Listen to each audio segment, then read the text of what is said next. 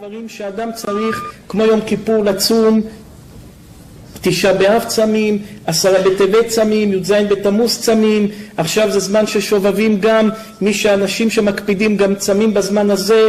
מה זה צום? אנחנו עוצרים ובולמים את עצמנו מלעשות את התאוות שלנו. צמים לא אוכלים.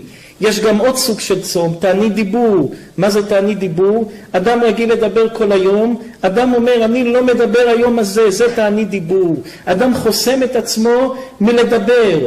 אנחנו אומרים כל הזמן, כמו שיש תענית דיבור, כמו שיש צום, צריך לעשות עוד סוג של צום, תענית שפיטה. מה זה תענית שפיטה?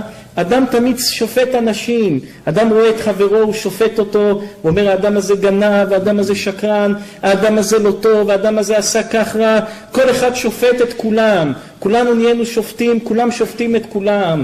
אדם צריך לעשות פעם בשבוע, כמו שיש תענית דיבור, כמו שיש צום, הוא צריך להוסיף עוד דבר, תענית שפיטה, להפסיק לשפוט אנשים.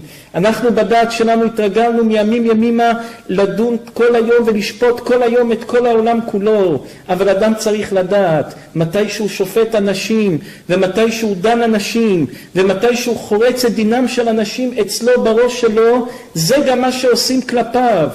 מסופר על החפץ חיים, שפעם אחת החפץ חיים, מישהו בא לחפץ חיים ואמר לו, רבי, מישהו אמר עליי כך רע וכך רע, למה אמרו עליי רע?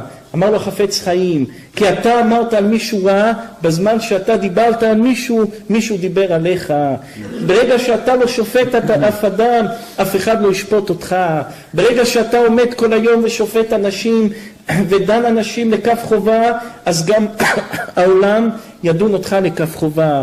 לכן כל אחד צריך לחשוב ולהתחזק בתוך עצמו, להפסיק לדון אנשים לכף חובה, להשתדל בכל כוחו לדון את כל העולם, הווה דן את כל העולם לכף זכות, אומרת המשנה בפרקי אבות. אתה צריך בכל כוחך לדון כל אדם, להשתדל לדון כל אדם רק לכף זכות, לא לכף חובה, רק לכף זכות. צריך להשתדל לדון כל אחד לכף זכות.